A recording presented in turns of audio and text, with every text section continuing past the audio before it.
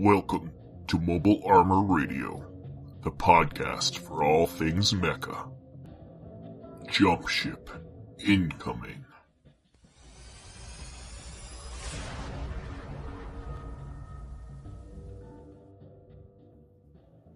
All right. Welcome to Mobile Radio, episode 90. I am your host, Chopper.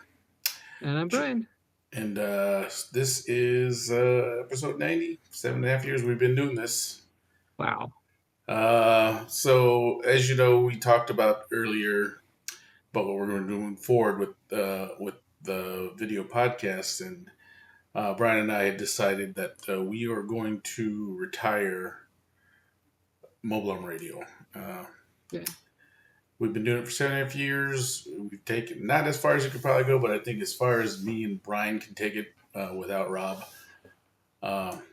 That being said, we are going to keep the Facebook open so we can still share and post and do all the other things that we do outside of this roundtable talk that we normally have once a month.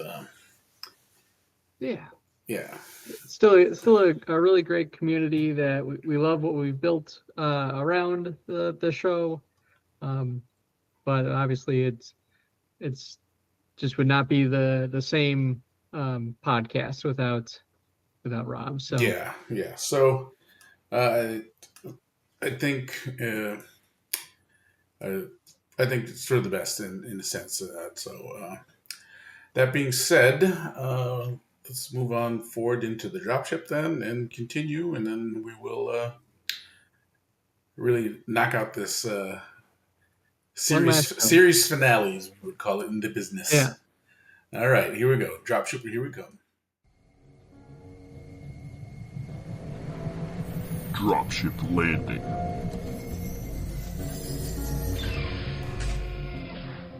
All right, welcome to the dropship. This spot, as always, our sponsor for the dropship is brought to you by John Bear Ross. He's back doing his Patreon. Now, being a Patreon gets you a monthly 50% discount on My Mini Factory, Cults, and CG Trader for just $1.99 a month. All his projects available on My Mini Factory. Just search for John Bear Ross, and the link will be in the show notes. We thank GBR for being a loyal sponsor and friend of the show. And not only a friend of the show, a very good person, because John has created a Harper variant Warhammer as a tribute sculpt for our late friend.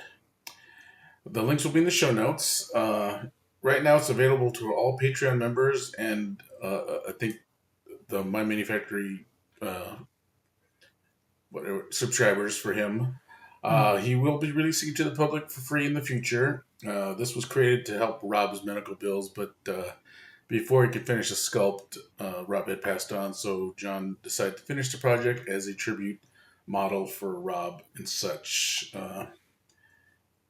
He had, I had it up. I had a picture of it. yeah, it's really neat. Yeah, give me half a second. I'm going to bring it up here in a second.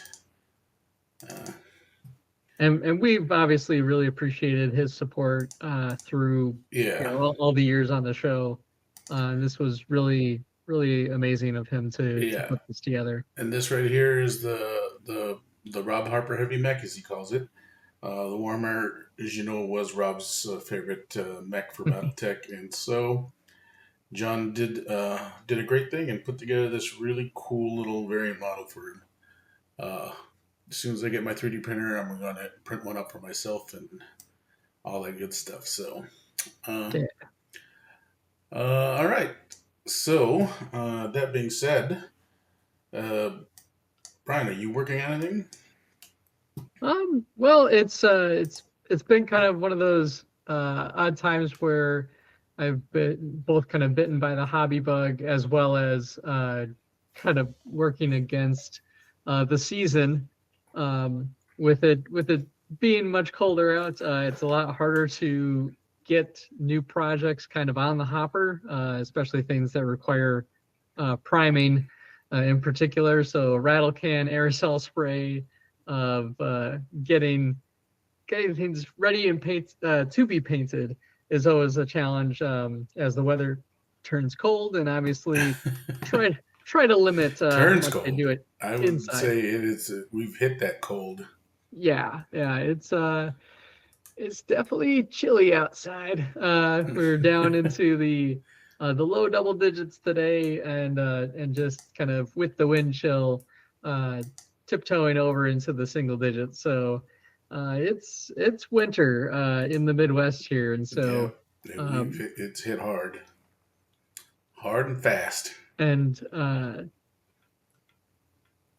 can't tell if my internet's cut out.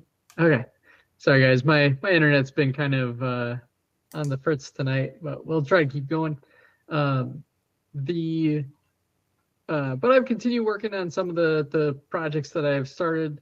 The little mobile arms, uh, chibi tech, uh, weird combo that I've been doing, where with all the chibi tech combos, I've got them a bunch of that all magnetized. I did a couple little Christmas gift projects with my printer that not quite mech related, but still like using some of those techniques. I built a little like little tiny train set that has like magnets for the train tracks and stuff like Oh, that. all right. It was a cute little project. My father-in-law is a lover of trains, but right now his basement is occupied, which means the train sets that he has are all in storage. So I thought it'd be a cute little thing to have on his desk. And so yeah, that was kind of neat one. And then on more of a gaming side, I forget if I had reported on it, but on Dead Zone I did a small Veerman set, while not wholly mech related, so it was kind of mech adjacent for me.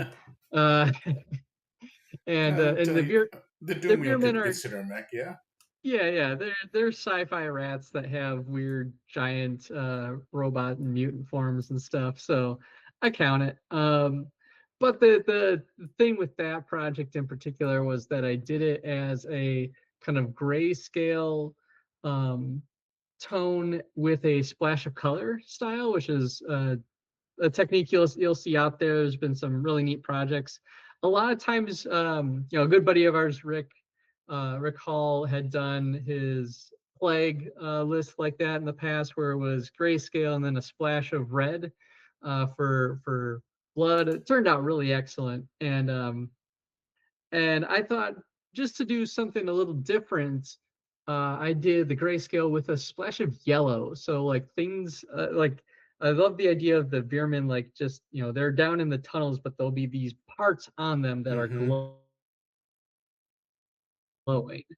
And so I did it as a yellow glow for their outfits, and it turned out really nice. It was an easier project to handle in kind of a smaller window of time, and I've got a couple other projects that I might do another faction like that, which is the Night Stalkers, um, who are a ethereal kind of ghostly uh, faction. Other Yeah, dimension. other dimensional being kind of thing. And so like a grayscale or a really simple palette with a splash of like some color, I think could make those things really, I think they would really pop like that and be very thematic and fitting for that faction in particular. So I might do that just to get a handful of them onto a Dead Zone board and maybe scale up from there. I've got just a whole mess of Night Stalkers, um, and an absurd amount, and I just gave a whole bunch away too. Oof. Uh, but then the other project that's on my mind that is a bit more mech related is I have a Marauders. I had done a Dead Yeah. Zone set of Marauders, the orcs of the Mantic universe and or the Warpath universe, and I had done them as Xeon to kind of coincide with my GCPS As you as should. my Federation forces, and they turned out really fun back when I did them, and I have ambitions now to build that out to a firefight scale level, not just a Dead Zone one, and kind of with that, like one thing, the first round I did was kind of it was a bit of a green on green because I did the olive drab uniforms that the Xeon troops typically wear. But then I did remember back to like 08th MS team, one of the alternate uniform colors that's out there is this gray, like this nice charcoal gray, that was sported by Admiral Kalani, I think is his name. He's kind of the more boisterous Xeon officer that kind of gets under everybody's skin, and is a little underhanded himself. But I feel like that, like a gray uniform with the green skin, I think is going to look really cool. All my guys, all my Marauders are in a gray uniform with red trim. Yeah, yeah. So I'm excited for that project. I don't know. I have no timeline on that one, but that is kind of my next one to target because I do want to get more of the mech units out of the Marauder faction painted up because I've got one grunt bot that's already painted up like a dome. Okay. I've got a couple stunt bots that I've been thinking of doing as Zaku's. And so I want to get like a little black TriStar set going and maybe even a red one just for fun. Gotta get a red one. Yep, gotta have a red one. So yeah, that's more of a longer term project, but it's one that I've got my eyes on. Is like that would be a If you can nice get them primed one up, to move to. if you can get them primed up, and then you'll have something to do when the snow hits. Yeah, that's the trick. That's the trick right now. Is what do I have ready to go versus what do I want to have ready to go. But how about you, Pat? I'm still working on the little Mantic project I have for Adepticon for Epic Warpath. And so now I am literally onto the tanks and APCs and the Striders. So now it's more mech related than it was before. And right now I'm just assembly line painting these things. And I don't know if I put any on the Mar page, but they're on the Epic Warpath Facebook page. And if you follow my painting Instagram, I've posted up on there. I got them. I got about 9 APCs done now, so 9 out of 12, and then I'll have the tanks left, and then I have that big Drakon cruiser left to paint, and then 3 stunt bots. So why do I keep calling them Striders? I'm so Marauder eccentric. I keep calling them stunt bots, but 3 Striders to go, and that force should be done. And I'll be moving on to the Asterians, and then I'll have. They're all robots anyway, so they're more mech centric than its forces are to begin with. What else have I been working on? I picked up another mech for Endless Destiny, and I've been painting that as a Dom, or not a Dom, as a Black TriStar. All right, we're slightly in little technical problems here. Brian is now being a victim of Mr. Freeze, and so we've had to change some things around. But to continue the conversation, the mech I picked up for Endless Destiny, I decided to paint as a Black TriStar, which is primarily inspired by the G-Quux idea. Since I just thought of the idea as like, since there was only 2 left of the 3 in G-Quux, in this Endless Destiny world, it'll only just be 1. And plus, I also dig the color scheme, the black, the purple, and the gray and it's turned out really good. So right now I'm just gotten base colors, but again, once that gets done, that'll get posted up on the Facebook page. Other mechs related, I decided to also do in honor of and I've been putting together some mechs to make a mercenary lance, and I have undecided as to what to call it. Either Harper something or Harper's Black Spiral X's, in honor of Rob. I know his kind of favorite mechs and stuff, so I'm gonna pick a Lance. Of course, it's gonna be Intersphere. I know he's a big clan fan, so I played with the idea of doing a clan, but doing a star and doing a bunch of Omnimex, and I don't know if I can pull myself to do it. But either way, it'll be Intersphere. He was also a Davion big fan. Federated Sons, right? Federated Sons? Yeah, Federated Sons. So that is going to go next on the paint table once this Epic Warpath stuff gets done. And have I done any other mech stuff related? No, I think that's it. This man thing has really been taking a lot of my paint time. I'm really just trying to get it done before March. Yeah. All right. Always a lot of minis, and now that's Epic Warpath ones are extra teeny. It's a lot.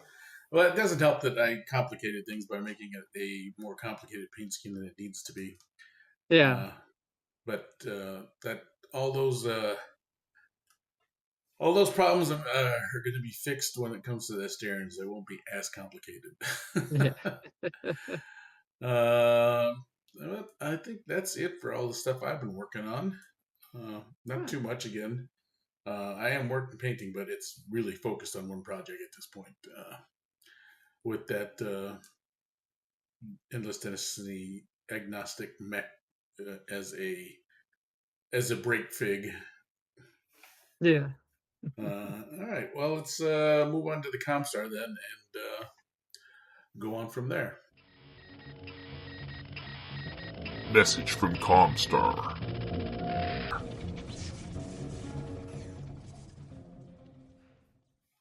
All right, welcome to the Comstar. Here's we talk about movies, books, and all the other good things. And Rob used to be our news guy, so we've got a little bit of news. Do you have any? Oh, I didn't put this news in the last dropship, but we'll do it now. So Bandai has revealed 2 new model kits based on the Armor Core 6. I thought you'd find it interesting, Brian, since you're playing through all the Armor Cores again. Oh yeah. These new model kits are going to be based after Raven's Nightfall and Rusty's Steel Haze. Ooh, nice. Yeah, so here, I don't know who this is. Do you know who this Rusty's is? my boy. Do you know what mech this is? Because this is a picture of the kit. Admittedly, I'm not sure.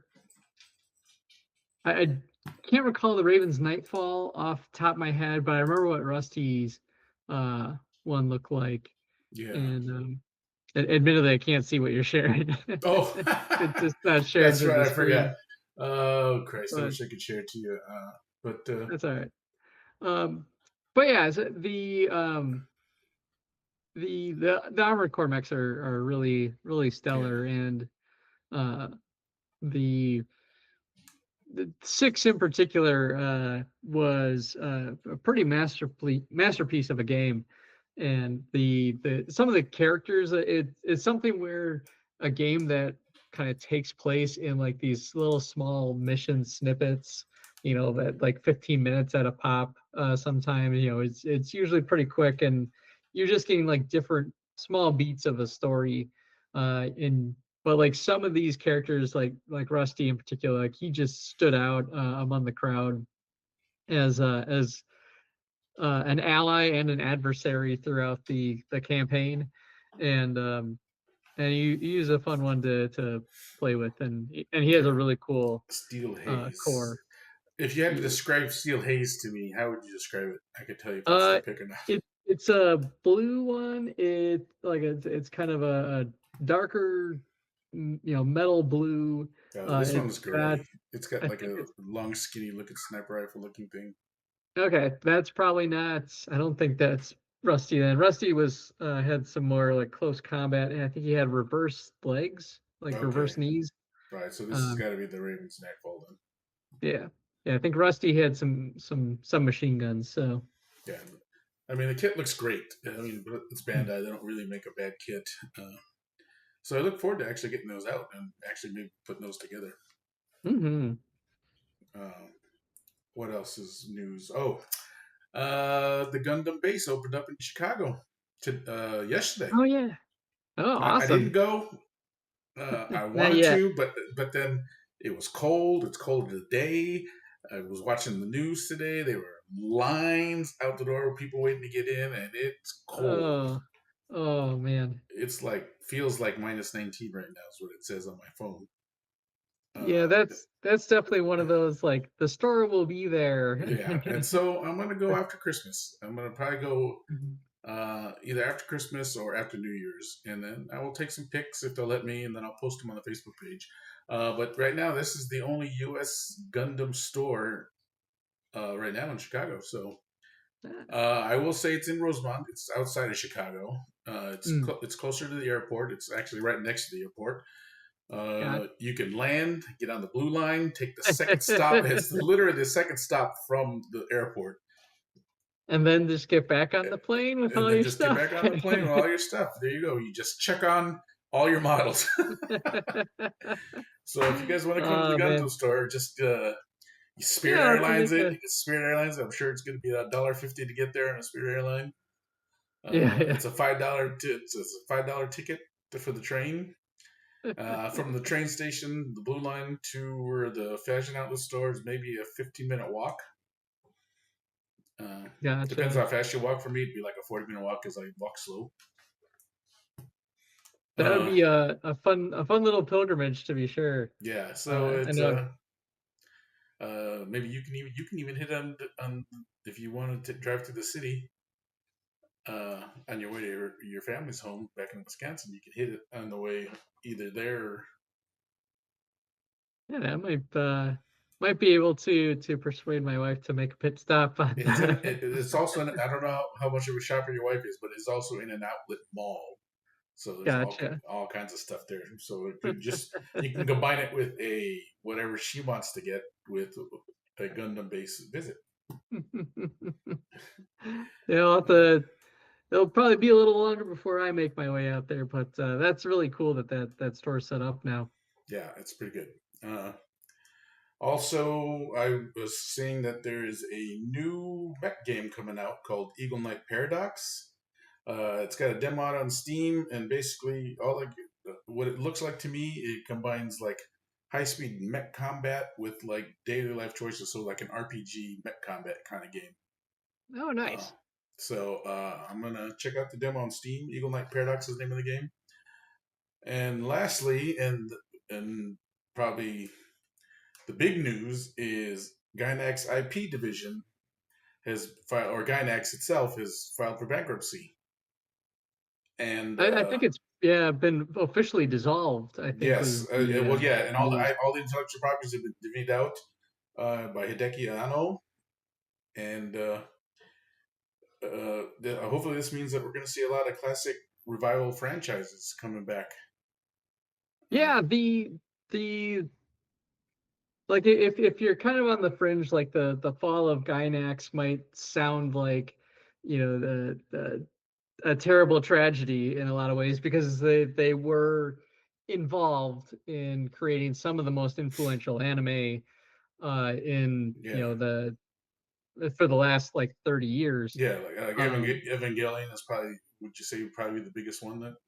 oh yeah, Evangelion was huge. Tengen Toppa Gurren Lagann was a smash hit itself. Oh yeah, I forget about Gurren Fooly Lagann too. Cooly, Fooly Cooley's in the mix there. So and a lot of amazing talent kind of went through there. Now uh, the there's there's definitely a further you can delve into it. There's definitely a lot of um, you know things that weren't quite on the up and up at the management level of that company that the Yeah, artists kind of you know suffered from it, and that's where you saw people like Hideaki Anno leave the company, manage to retain the rights to the Evangelion IP and a couple others. You saw them another group split off and make Studio Trigger, and gone on to make just some more just amazing anime out there. And so there is the separation of like the talents, the things that people actually loved about the company came from those creative minds.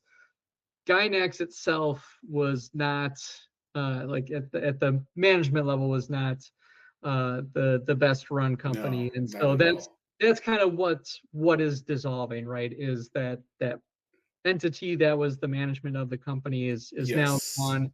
The rights of the IPs have been distributed back to their rightful owners, and the artists and Yeah. visionaries behind them. So, like you're saying, I'm looking forward to seeing, hopefully seeing some new projects in line with some of those things. There's been a few that have been announced, some with varying degrees of excitement, I'm sure.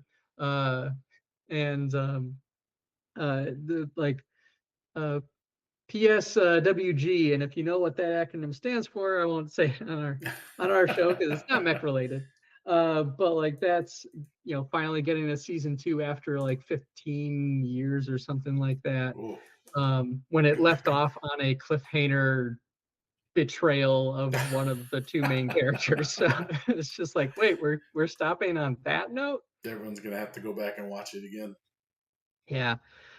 Your mileage may vary with that show. I'm just going to say that. But yeah, so I think ultimately the takeaway is I think the bad of that company was involved in is now kind of the part that's in the past, and the teams that really brought the joy and enjoyment to you, like as either an adult or a child or what have you, like that talent has continued on. Yes. So look for projects from Studio Kara, look for projects from Studio Trigger, and I'm sure some more folk kind of split off from there. But those are the kind of the two mains, and they, like I said, they've gone on to make some already amazing stuff.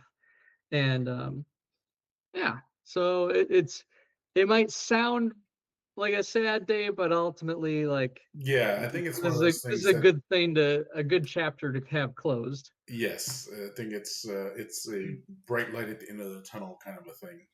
Yeah, So but I know we've gone on and on that particular topic. I just know it's one that there's kind of a surface level understanding where it seems maybe a bit more tragic, but in reality, this is it's probably a good good thing news. that's Yeah, happened. it's good news. If you really are into it, then it's kind of a, like I said, it's a bright light at the end of the tunnel.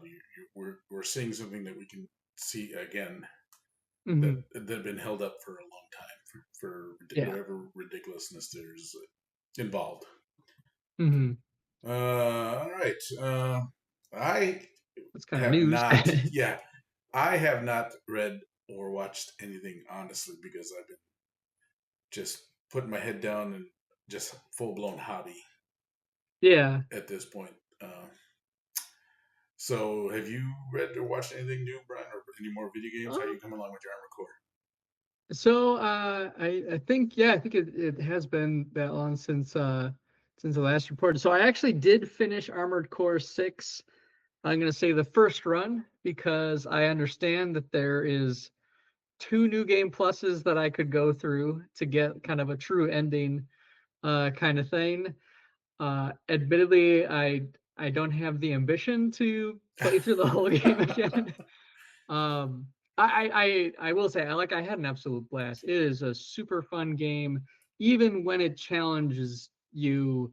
Like there is a path forward, and like I said, like as much as it's from the people that make like the Dark Souls, like these incredibly difficult games, um, this was one that I just felt it was difficult, but it was at the same time very forgiving. Where I'm like up against a boss that's like halfway through the level or something like that, I have a checkpoint that triggers, and if I get killed by that boss, I can say, okay, I'm going to change out my entire loadout right now so that I'm equipped to fight this one boss. Like and try out different things. And I gotta say, like in some of those last fights, it was, I was kind of mostly running this one bipedal, like normal legs, I'll say, uh, set up with dual shotguns because it's a fun. It's kind of a cheap time, but it's also a really fun time. Like the dual shotguns just destroy things.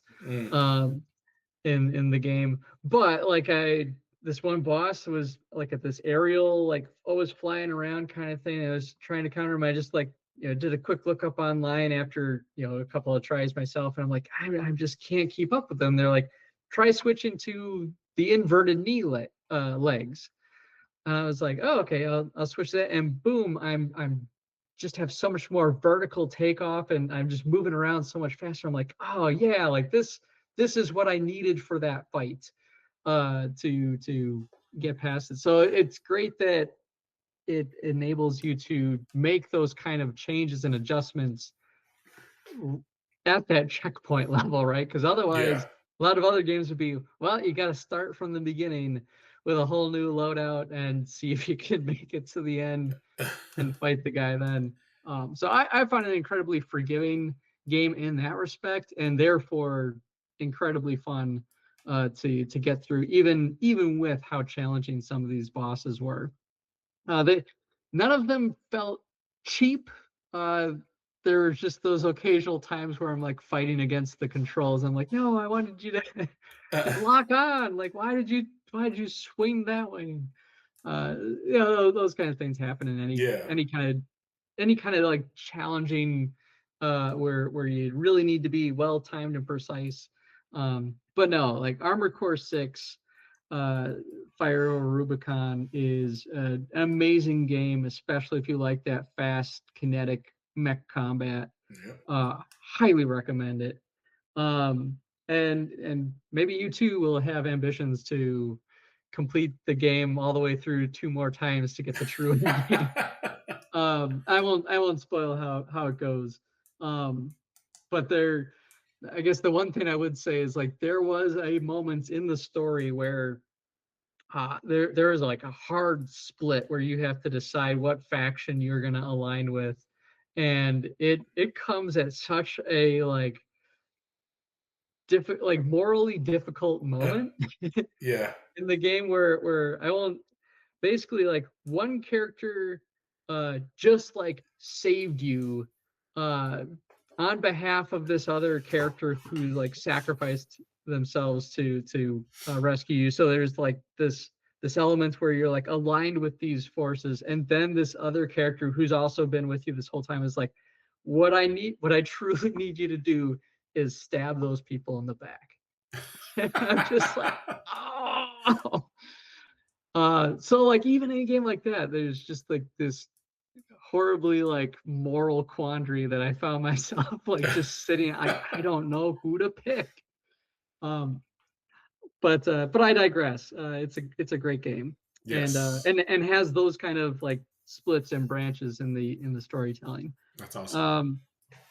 After that, I did pick up Space Marine 2 because I've had it for a while now, and I was a big fan. Like when I played Space Marine back on what was that, PlayStation 3, Xbox 360 era. I had a really fun time. That was when I was into 40K still. And it was a really fantastic game. It was good. It was. I played Space Marine. I don't know. Yeah. I ended up getting it for free somehow on Steam, and I played it on Steam. At that time too, like it was the only other like really good Warhammer game that had come out was Dawn of War, which is also like an excellent RTS. Yeah, I do love series. Dawn of War. I think they kind of lost me around Dawn of War 2 though. Yeah. Everything kind of started shifting and changing and not quite landing. And everything before then, like there was a Fire Warrior game, I think on the PS2 era. where you played as like a Tau warrior and Yeah, you're yeah. fighting space, and like that would just kind of like fell flat, and there's even stuff before. There was stuff before then. I think there was an old Chaos Gate. I think was one of my 1997 8 White Dwarf magazines had screenshots of this old PC game. I had all those PC games. Yeah, They were not RTSs, but they were turn-based strategy games. yeah, yeah. Um, Um, I, but I did have those. I also found. I mean, we're going off the beaten path here, but just for your benefit, real quick, there is an yeah. XCOM style 40K game out there right now. Oh yeah, yeah. Yeah, so Yeah, no, it's we don't talk about that franchise much on the show, but it definitely has its place. And so yeah, Space Marine 2 was, man, I'm trying to think how many years have gone by since that first game came out, and it's neat to have that particular entry in the series. I'm having fun with it. Just kind of playing through single player, and we'll see. I think I'm probably 2/3 of the way through, just based on maps that are being presented to me. So I'm like, I'm on to Planet 3. That's probably of the 3 that are shown. I'm probably getting close to the end. got it. Um, and but yeah, and then kind of coupled with that, I finally took the time to watch that Secret Level show, or at least a couple Oh, episodes of yeah, it yeah, on yeah. Amazon, which long overdue. I think it came out a year ago at this Yeah, point. speaking of But I 40K watched, and Armored Core. yeah, I watched the Space Marine episode. I watched the Armored Core episode with Keanu Reeves in it.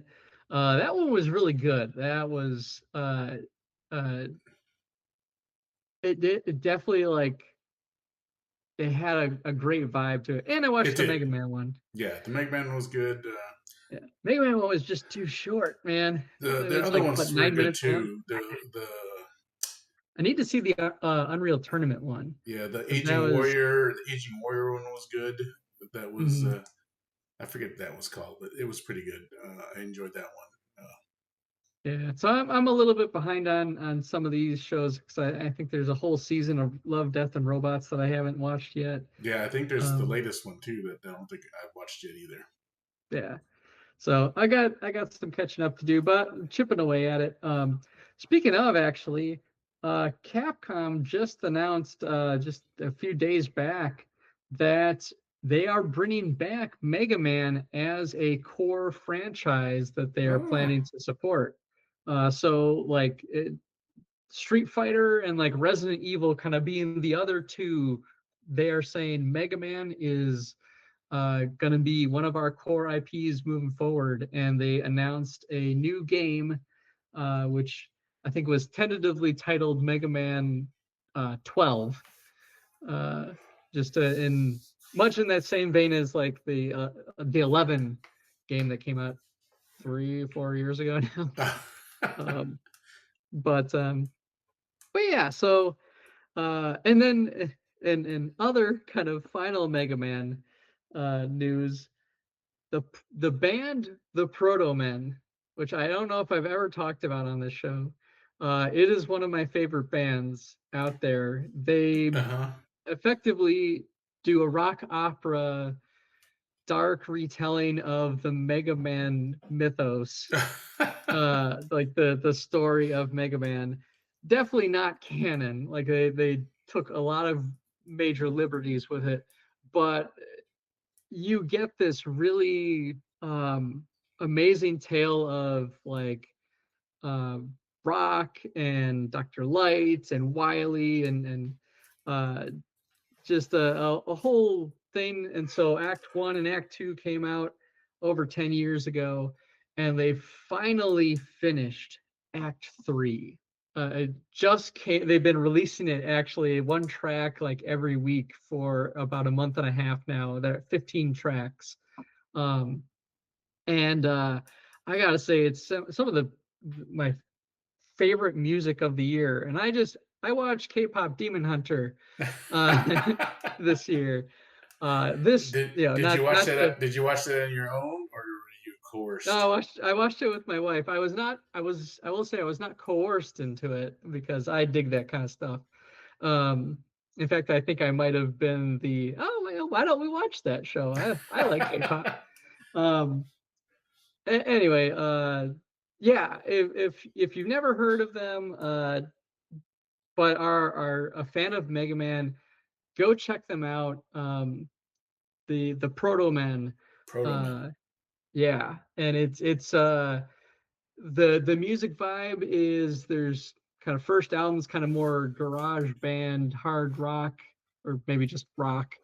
And then like this second album is very much a lot of 80s influences there, a lot of like Bruce Springsteen and Meatloaf and Jim Steinman and stuff like that. They have a whole album that's Queen cover songs, and another one that's other cover songs such as No Easy Way Out, Drove All Night, all sorts of. They're an awesome band, and I just share because I think more people should listen to them. As you should. As you should. I like But any of those kind of bands. Permanent, and Cybertronic Spree. yeah, and to put a cap on it, I have on the book side of things. I guess I was doing a lot this last couple months. I've been continuing to read the light novels for Full Metal Panic, going into the second book of it now.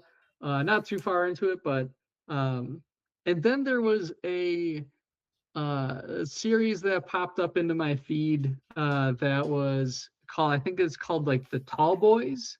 It's like a mech series from, I think his name was Scott Moon. Um, it's just kind of one of those viral ads. It's like, oh,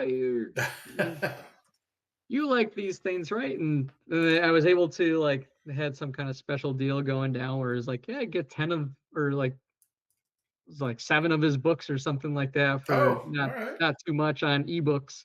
And so I've got those downloaded. It sounded right up my alley. So I've got those kind of in the back catalog.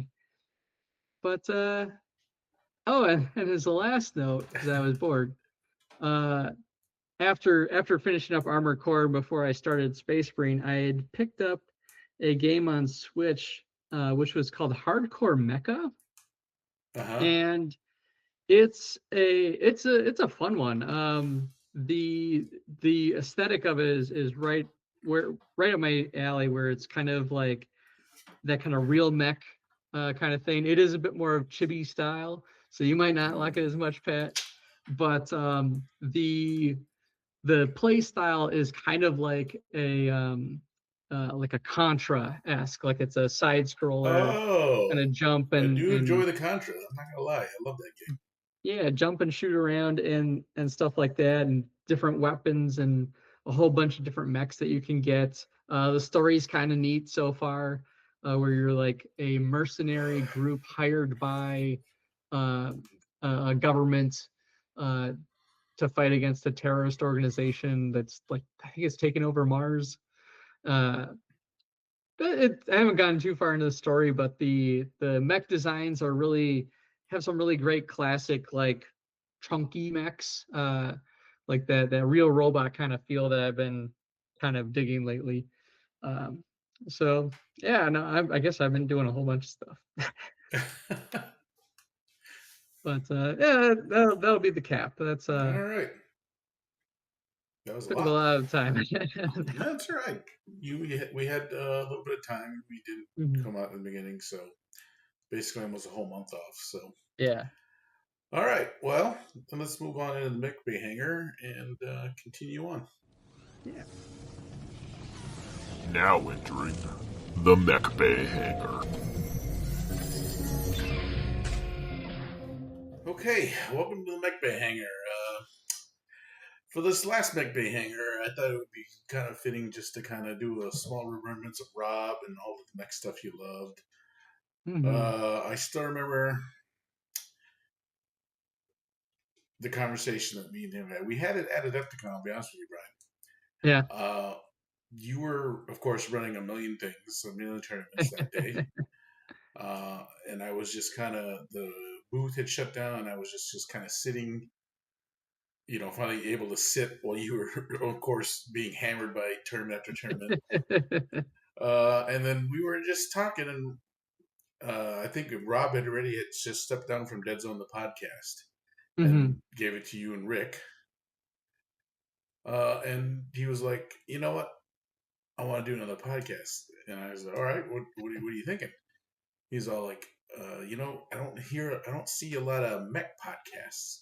We should do one about all things mech, because at the time, Rob was more BattleTech than he was anime mech. He did know some, but he didn't know a lot, as much, not as much as me, and definitely not as much as you. Yeah. So at that point, we're like, all right, I was all in because he was right at the time when we started. Right, there was not a lot of super mech podcasts out there.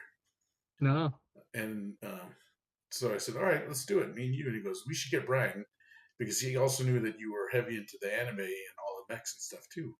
And I think that's when we approached you at Mandy Night, maybe to see what you thought about it. Yeah. I'm trying to remember that far back. Yeah. If that's how we did. Like you said, 7.5 years ago. That's a long time. It's a long time. It didn't seem like a long time, that long, honestly. No, it really didn't. But yeah, Rob loved his mechs. And like you said, like he you mentioned Dead's on the podcast was another podcast that he founded with Jack, who I know you guys do the digital tomes or did the digital tomes with. Yeah, and he was always like looking like where there were those gaps, right, in community. Yes. And just like had that drive to be like, well, I'm gonna do something. And well, if it lands, it lands. If it doesn't, it doesn't. But like he always kind of had that courage to be the one that takes the first step. Yes. And like this show in particular, like we kind of, if it wasn't obvious to our listeners, like Rob was the one that really like helped organize everything every month and kept it all on track. He edited the show. He was a huge driving force.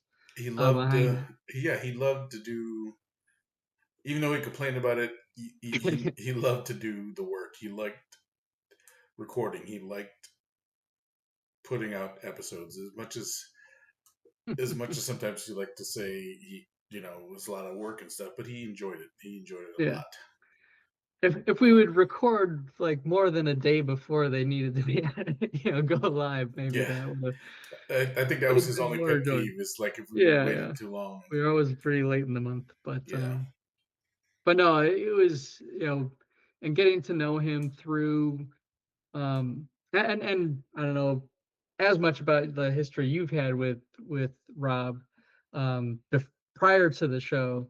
But like I kind of met him through the Mantic side of things, through the podcast, through the booth at Adepticon and stuff like that, and really got to know him there. But then it's like this show has really been where I've been able to kind of hang out with him a lot and engage with him, and he was just a really amazing guy, and like I said, always looking for ways to bring communities together and make it a positive one, right? Not a contrarian one, not trying to ruffle people's feathers just for the sake of being antagonistic or whatnot. It was always with. But if he didn't like something, he wasn't afraid to say it. Then he didn't care if that offended someone or not. He was just being true to his opinion, which was great. And I think that's one of the good things about this podcast is that we all kind of did the same thing. Rob was a little more candid than me or you in that sense. But he was good that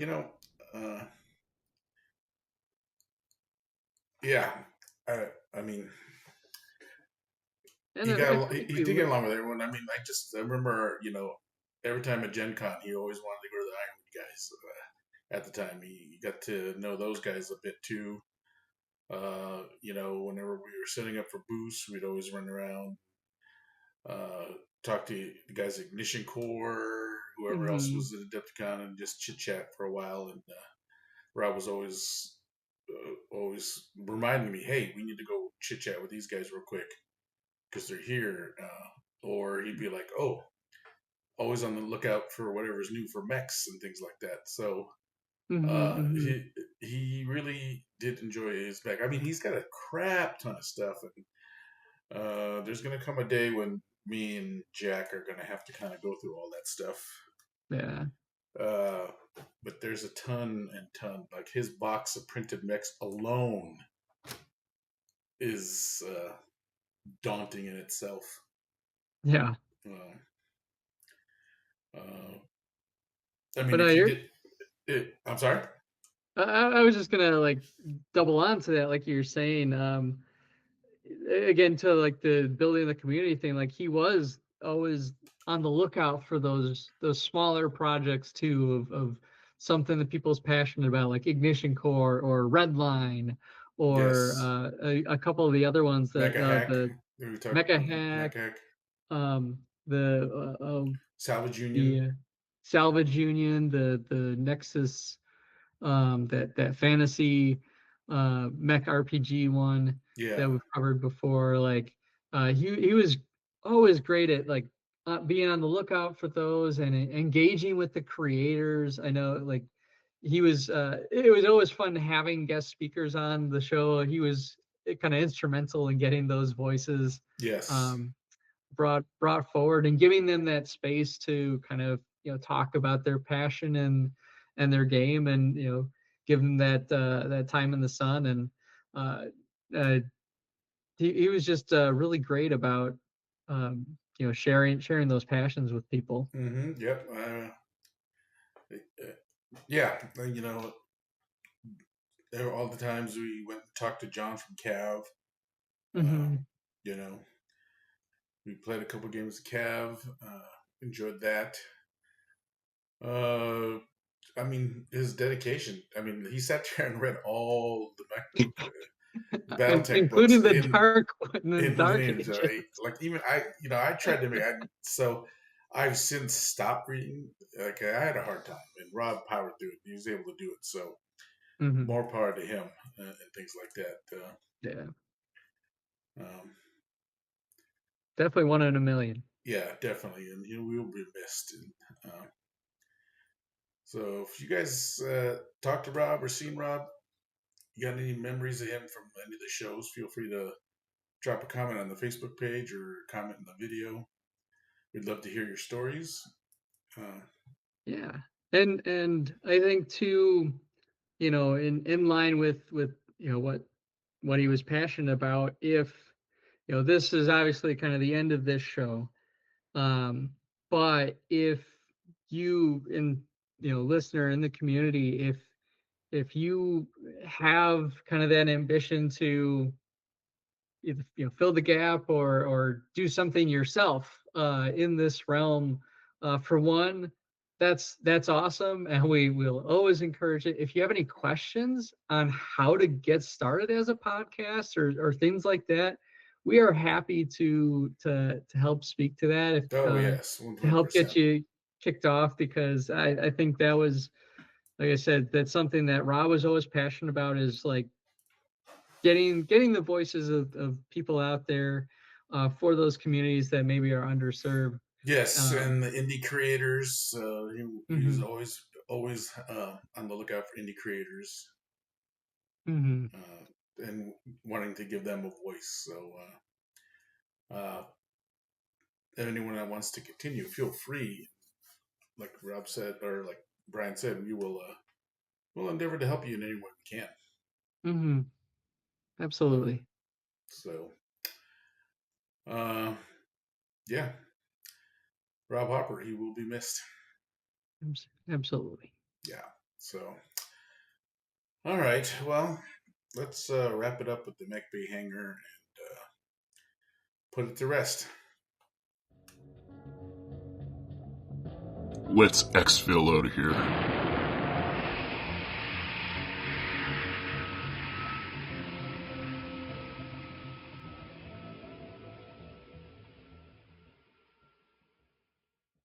All right, here we are at the Exfil.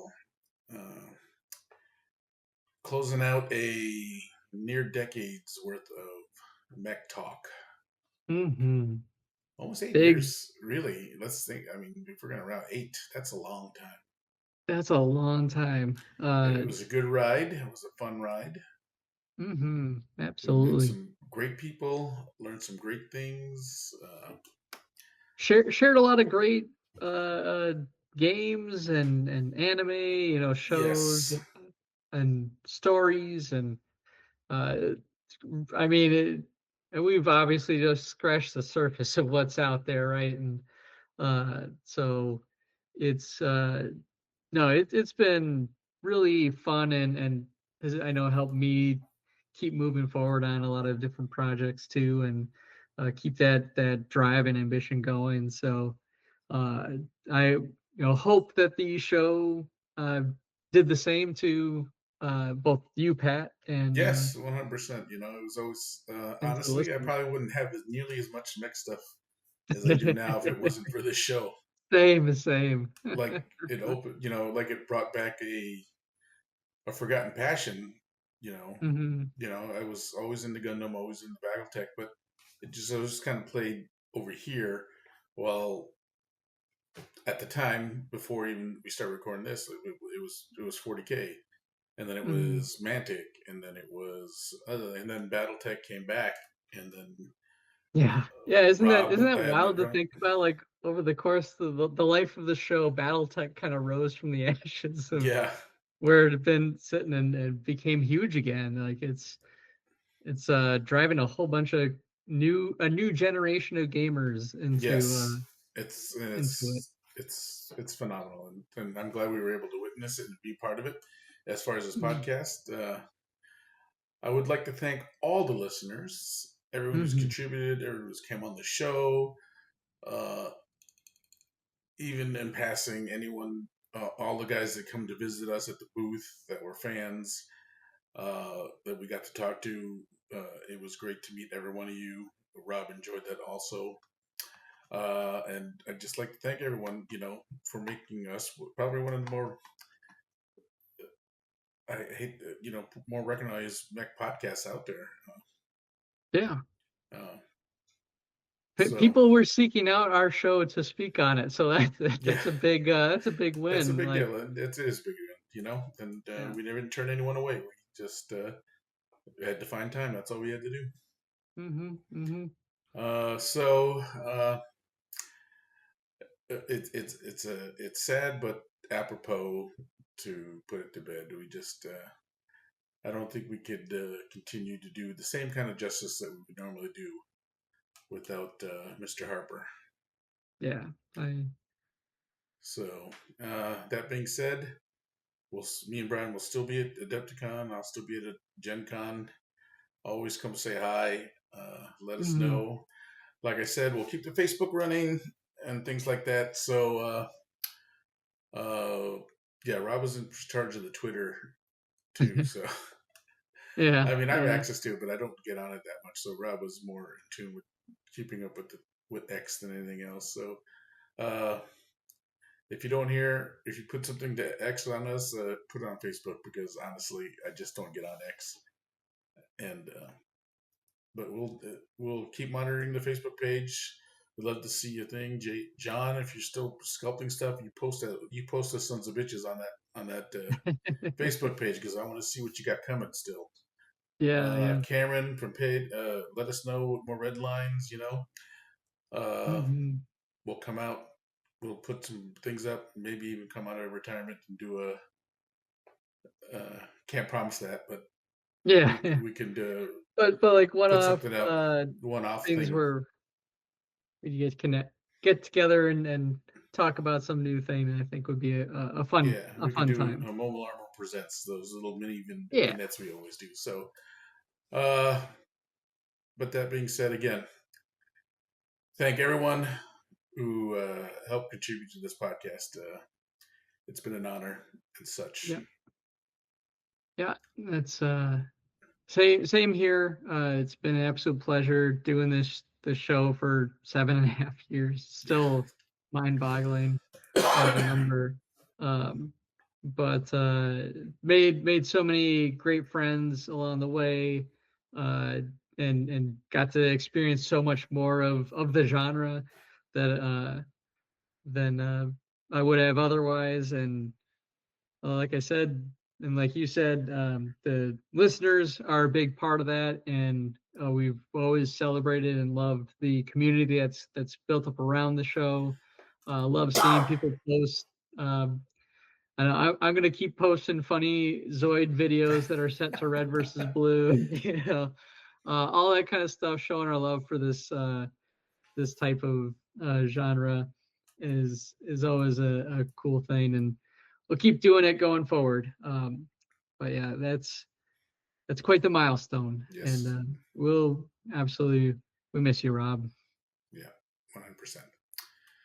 Okay, for this last episode of Mobile Armor Radio, I have been your host, Chopper. And I'm Brian.